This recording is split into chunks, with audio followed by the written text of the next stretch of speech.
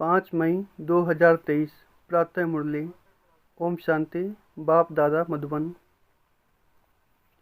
मीठे बच्चे, तुम रूप बसंत हो। तुम्हें बाप की याद में भी रहना है तो ज्ञान रत्नों का बीज भी बोना है, भारत का श्रृंगार भी करना है। प्रश्न: तुम बच्चे कलयुगी गोवर्धन पर्वत को उठाने के लिए कौन सी उंगली देते हो? उत्तर: पवित्रता की। पवित्रता की प्रतिज्ञा करनी है, जैसे उंगली देना है।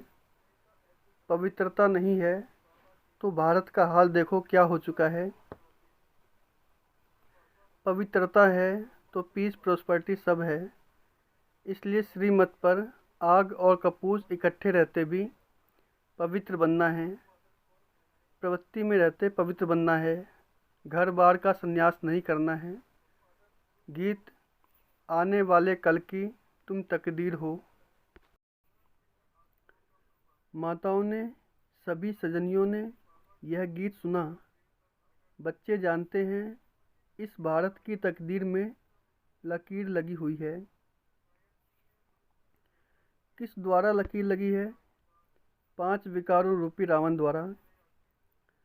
अब फिर तुम बच्चे भारत की तकदीर बना रहे हो। तुम हो शिव शक्ति माताएं। जब ज्ञान सागर आते हैं तो माताओं के ऊपर कलश रखते हैं। तुम बच्चे जानते हो हम भारत की तकदीर बनाने अर्थात भारत को स्वर्ग बनाने वाले हैं। तुम बाप की सेना हो, बाप के घर की शोभा हो। माँ बाप के पास बच्चा नहीं होता है तो घर जैसे सूना लगता है। अब ये दुनिया सुनी सुनी लगती है। अब तुम बच्चे इनको स्वर्ग बनाने वाले हो। बाप कहते हैं मैं तुम माताओं का गुलाम हूँ, क्योंकि आगे यह माताएं पति की गुलाम थी। उनको कहा जाता है हिंदू नारी का पति ही गुरु ईश्वर सब कुछ है। वास्तव में इस समय की बात को फिर भक्ति मार्ग में ले गए हैं।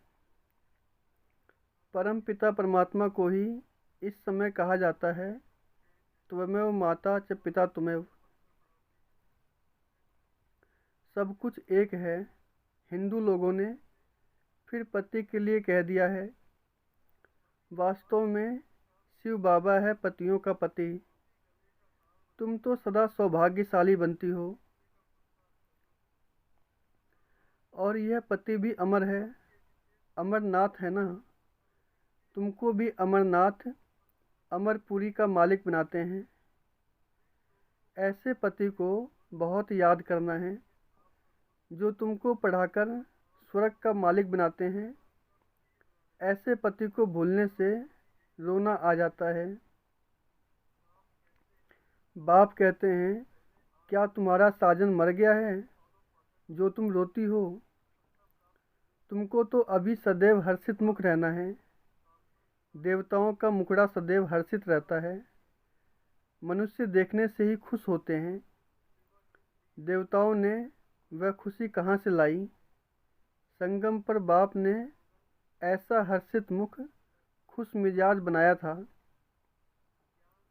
अभी पुरुषार्थ करना है तब ही तो अविनाशी बनेंगे। बाप कहते हैं रोने की बात ही नहीं है। वह ऐसा सलोना साजन मिला है जिससे स्वर्ग के महाराजा महारानी बनते हो। तुम श्रीमत पर कदम कदम चलते रहो। तुम जो वर्षन सुनते हो वह एक एक वर्षन लाख रुपया का है। वह विद्वान लोग गीता वेदांत आदि सुनाते हैं तो कहते हैं यह एक एक वर्षन लाख रुपए का है, परंतु ऐसा तो है नहीं। तुम हर एक रूप बसंत हो। आत्मा रूप है ना, बाप भी है रूप। फिर उनको ज्ञान सागर कहा जाता है। ज्ञान की वर्षा कराने वाला है। स्थूल पाने की बात नहीं। इसको तो ज्ञान रत्न कहा जाता है। हर एक को यह ज्ञान रत्नों का बीज बोना है। मनुष्यों को समझाना चाहिए कि तुम आत्मा हो, यह तुम्हारा शरीर है। तुम कहते हो पाप आत्मा, पुण्य आत्मा। पाप आत्मा, पुण्य परमात्मा नहीं कहते हो। इससे सिद्ध है परमात्मा सर्वव्यापी नहीं है। माया पाप आत्मा बनाती है और बाप पुण्य आत्मा बनाते हैं। पुण्य आत्माओं की दुनिया को स्वर्ग और पाप आत्माओं की दुनिया को नरक कहा जाता है। सबको पावन बनाने वाला सद्गति दाता एक ही बाप है। तो तुम बच्चे इस बेहद के घर के श्रृंगार हो। तुम्हें भारत का श्रृंगार करना है। वैकुंठ को वंडर ऑफ द वर्ल्ड कहा जाता है। मनुष्य 7 जिस्मानी वंडर दिखाते हैं, वह तो हैं मनुष्य के बनाए हुए। वास्तव में वंडर ऑफ द वर्ल्ड है वैकुंठ, जहाँ सब आत्माएं सदा सुखी रहती हैं। गाते भी हैं फलाना स्वर्गवासी हुआ, परंतु जब तक बाप न आए तब तक वहाँ कोई जा नहीं सकता है। अब तुम बच्चे जानते हो हम वैकुंठ में जाते हैं। वह जिस्मानी वंडर्स आँखों से देखने के हैं। तुमको तो वैकुंठ में जाकर अथाह सुख भोगना है। वहाँ रोने की बात नहीं। बाप कहते हैं तुम परम पिता परमात्मा की सजनी क्यों रोती हो? शायद साजन को भूल जाती हो। साजन को भूल जाना माना उनसे विदाई लेना। सदैव उनको याद करते रहो तो रोने की बात नहीं है। बाकी किसका संबंध आदि मरता है तो रोते हैं। अभी तो तुम जीते जी छुट्टी लेते हो। सबसे छुट्टी ले लो, रो रो कर फिर सदा के लिए हंस पड़ते हो, क्योंकि वैकुंठ में जाते हो। यहाँ तो रोने की दरकार नहीं। बाबा ने कहा है अम्मा मरे तो भी हलवा खाना है। कौन सा हलवा? ज्ञान का। अब तो सब मरे पड़े हैं, किसका चिंतन करें किसका ना करें। इतने सब मरेंगे, कोई क्रिया कर्म करने वाला भी नहीं रहेगा। जापान में बम से इतने मरे, फिर किसने क्रियाकर्म किया? क्रियाकर्म करने वाले भी मर जाएंगे। यह तो भक्ति मार्ग की रस्म रिवाज है। सतयुग में ऐसी बातें होती नहीं। वहाँ तो अथाह सुख है। मोहजित राजा की कहानी भी वहाँ की है। तुमने जन्म जन्मांतर यह कथा सुनी है। अब बाप कहते हैं जो कुछ सुना है वह भूल जाओ। अब सब बाप से सुनो। Hear no evil, see no evil. उन्होंने बंदरों की शक्ल का एक खिलौना बनाया हुआ है। Talk no evil, see no evil. क्योंकि इस समय मनुष्य बंदर से भी बदतर है। जो सुनाओ सत्य सत्य करते रहते हैं। बाबा कहते हैं बच्चे गिलानी की बातें मत सुनो। मैं कलप के संगम युग पर आता हूँ। बाप को तो जरूर आना ही है, तब तो नॉलेज दे। मनुष्य कहते ऋषि मुनि आदि त्रिकालदर्शी थे। बाबा कहते बिल्कुल नहीं। लक्ष्मी नारायण भी त्रिकालदर्शी नहीं थे। त्रिकालदर्शी सिर्फ तुम ब्राह्मण बने हो। तुम्हारा यह 84वां जन्म अंतिम जन्म है। ऐसे नहीं यह ज्ञान के संस्कार दूसरे जन्म में रहेंगे। नहीं, यह प्राय लोप हो जाते हैं। वहाँ तो राजाई स्थापना हो जाती है, तो राजयोग की दरकार नहीं है। तो देखो बाबा क्या कहते और मनुष्य क्या कहते हैं। रात और दिन का अंतर है। मनुष्य कहते परमात्मा सर्वव्यापी है, बाप कहते हैं नहीं। मनुष्य कहते हैं कलयुग की आयु अभी 40,000 वर्ष पड़ी है, बाप कहते हैं नहीं। कितने गपोड़े सुनाए, घोर अंधियारा कर दिया है। अब मीठा बाप कहते हैं बहुत मीठा बनो। तुम ईश्वरीय दरबार में ईश्वर के बच्चे हो, तुम्हारा फर्ज है योग लगाना। गोवर्धन पर्वत पर जाएंगे तो वहाँ उंगली दिखाई है, पर्वत की कितनी पूजा होती है। भारत जब गोल्डन एज बन जाता है तो उनकी पूजा नहीं होती है।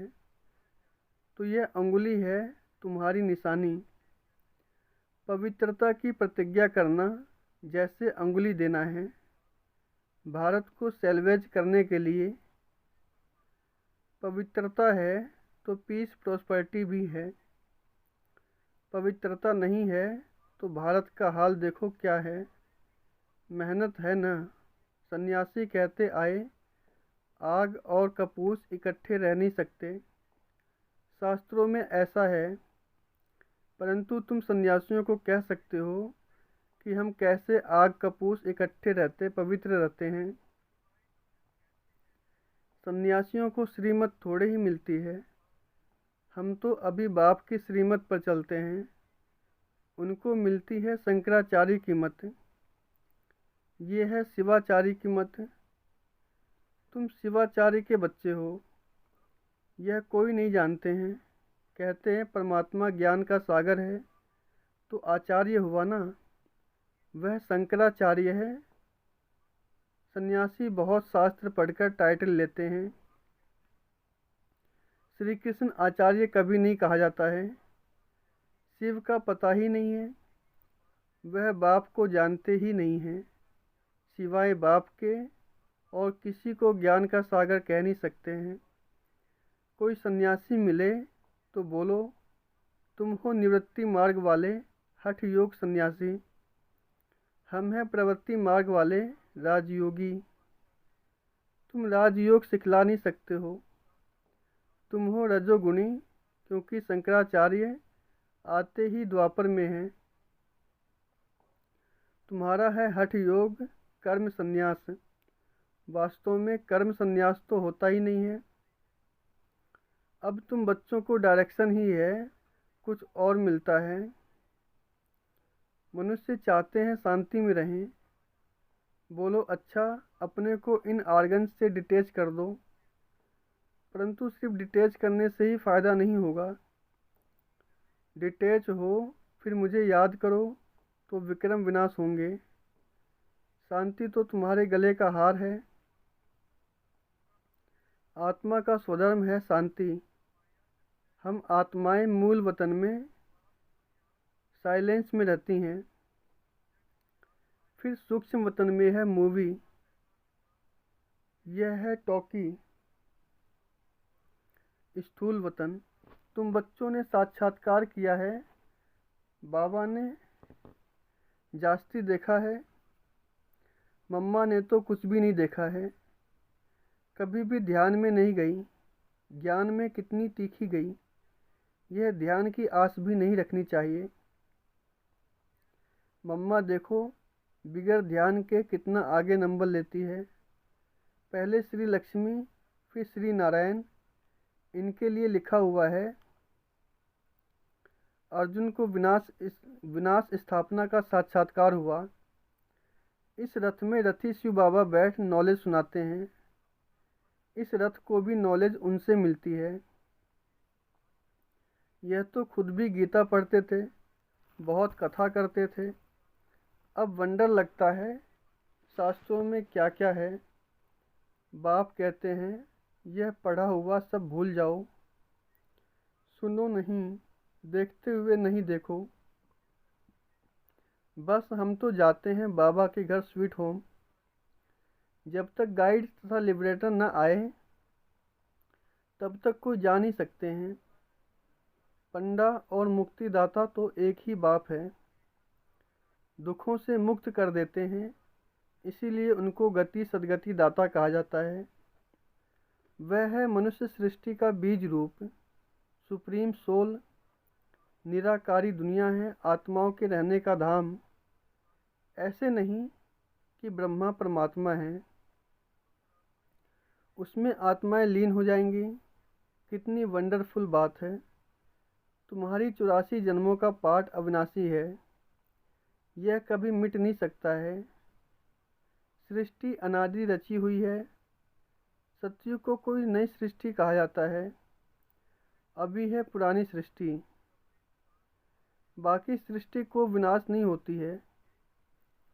बाप आते ही हैं पतित सृष्टि को पावन बनाने।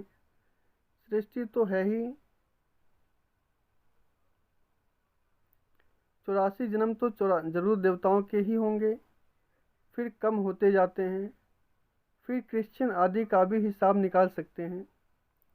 वास्तव में भारतवासियों की जनसंख्या बहुत होनी चाहिए, परंतु और धर्मों में कन्वर्ट होने के कारण कम हो गए हैं। नाम ही हिंदू रख दिया है।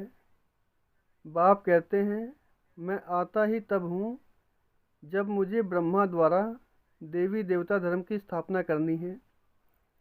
शंकर द्वारा विनाश, फिर जो स्थापना करते हैं वही पालना करेंगे। गांधी जी को भी जिन्होंने मदद की, मेहनत की, आज बहुत सुखी हैं। वहाँ सुखी तो सब बनेंगे, बाकी पद में फ़र्क पड़ जाता है। जो बाप की याद में रहते हैं और वर्षे को याद करते हैं, वह सूर्यवंशी बनेंगे। कम याद करेंगे तो चंद्रवंशी, नहीं तो फिर प्रजा दास दासियाँ आदि तो बहुत चाहिए ना। बाप ने समझाया है, योग बल से ही कोई विश्व का मालिक बन सकता है। तुम हो योग बल की अहिंसक सेना। क्रिश्चियन को भी इतना बल मिल जाए तो विश्व के मालिक बन सकते हैं, परंतु लो नहीं कहता है। वह बंदर की कहानी है ना। श्री कृष्ण के मुख में माखन आ जाता है विश्व की राजाई का, तो विश्व की राजाई योग बल से ही मिल सकता है। बाप कहते हैं, मैं स्वर्ग रचता हूँ, तुम बच्चों का भी यही धंधा है। बच्चे फिर बाप के वन स्थापना में मदद करते हैं। अच्छा, मीठे मीठे सिखी लदे बच्चों प्रति माता पिता बाप दादा का याद प्यार और गुड मॉर्निंग। रूहानी बाप की रूहानी बच्चों को नमस्ते। धारणा के लिए मुख्य सार, सदा हर्षित खुश मिजाज रहना है, कभी भी रोना नहीं है। जीते जी सबसे छुट्टी ले लेनी है, किसी का भी चिंतन नहीं करना है। अपने शांति स्वधर्म में स्थित रहना है। ज्ञान और योग से तीखा जाना है। ध्यान की आस नहीं रखनी है। वरदान, यथार्थ श्रेष्ठ हैंडलिंग द्वारा सर्व की दुआएं प्राप्त करने वाले, सर्व के स्नेही भव। यथार्थ श्रेष्ठ हैंडलिंग द्वारा सर्व की दुआएं प्राप्त करने वाले, सर्व के स्नेही भव। जैसे बाप ने किसी भी बच्चे की कमजोरी को नहीं देखा, हिम्मत बढ़ाई कि आप ही मेरे थे हैं और सदा फॉलो फादर करो। हर एक की विशेषता को देखते संबंध संपर्क में आओ, तो आत्माओं से स्वतः आत्मिक प्यार इमर्ज होगा और बाप के साथ साथ सर्व के स्नेही बन जाएंगे। जहाँ आत्मिक स्नेह है, वहाँ सदा सभी द्वारा सद्भावना सहयोग की भावना स्वतः ही दुआओं के रूप में प्राप्त होती है। इसको ही रूहानी यथार्थ हैंडलिंग कहा जाता है। स्लोगन, अपने श्रेष्ठ संकल्पों की एकाग्रता द्वारा अन्य आत्माओं की भटकती हुई बुद्धि को एकाग्र कर देना ही सच्ची सेवा है। ओम शांति।